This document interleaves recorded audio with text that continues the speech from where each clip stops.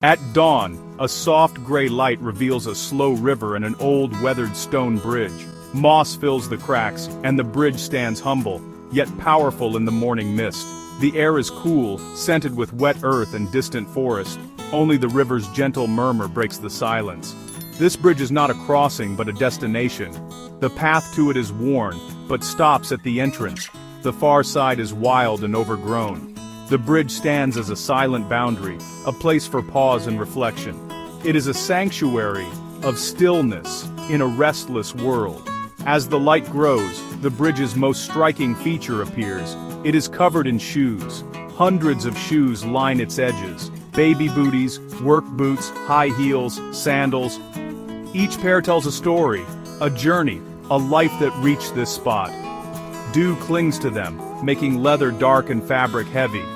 They are not litter, but offerings, symbols of lives and paths taken.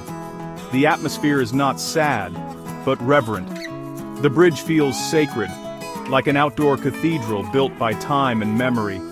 Each pair is a silent promise, a prayer whispered into the wind. The bridge holds these stories, guarding them under the open sky. It is a place where past and present meet, where human life leaves a gentle, lasting mark. The shoes are a testament to a tradition as old as the stones themselves. Here, the quiet amplifies their presence. The bridge is a monument to memory, not movement. It marks a boundary, not a passage. The shoes are a congregation, waiting for a day that will never come. This is a place of reverence, not loss. The bridge stands, holding the valley's stories in the hush of first light. As morning brightens, people arrive, alone or in small groups, walking slowly toward the bridge. Each carries a pair of worn shoes, wrapped or held with care. These shoes have walked many miles. They are not new, but full of memory. The ritual is quiet, solemn, and deeply understood. At the bridge's edge, they pause, never crossing. They find a space among the others, place their shoes gently, sometimes with a whispered word or a final touch. The act is simple but profound, a gesture of letting go, leaving a part of oneself behind. Once placed, they turn and walk away, never looking back. The rule is absolute. You may approach, you may leave your offering, but you must never cross.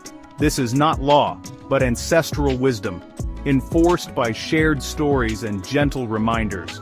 The ritual is a constant rhythm in valley life, in every season.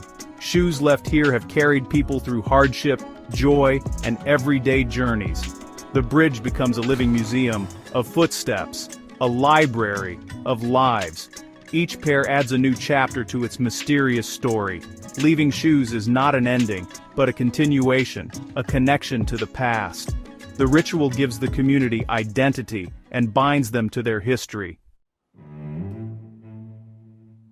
The tradition is passed quietly, most often from grandmother to granddaughter. It's shared over tea, or while mending clothes as evening falls. A grandmother takes her granddaughter's hand and explains the bridge, not as a command, but as wisdom. The lesson is gentle, loving, and woven into daily life. Children learn by watching their mothers and grandmothers perform the ritual. The bridge becomes a natural part of their understanding, as real as the mountains. The stories are parables of caution. The shoes walk for you so you don't have to. It teaches discernment. Some journeys are not meant to be taken. For women, this wisdom is especially poignant, a symbol of learned intuition. When a woman faces change, a marriage, a journey, a birth, her elders remind her, it's time to visit the bridge. Choosing which shoes to leave, walking the path, and placing them on the stone wall connects her to generations before. It is a rite of passage, a chain of memory and wisdom. The law is carried forward, linking past and future. Shoes are more than objects. They are vessels of memory.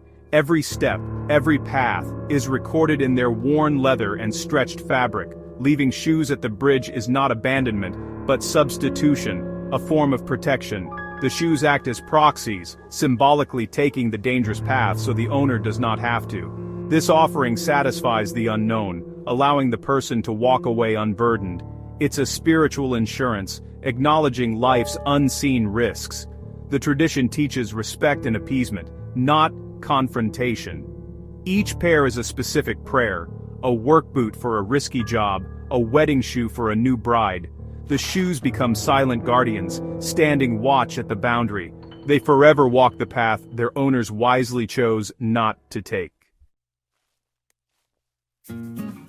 Every tradition has an origin, and the Bridge of Shoes is no exception. The legend tells of Alara, a young woman known for her beauty and restless spirit. She loved a man from the far side of the river, a place already shrouded in mystery. Against warnings, Alara decided to cross the bridge, one moonlit night.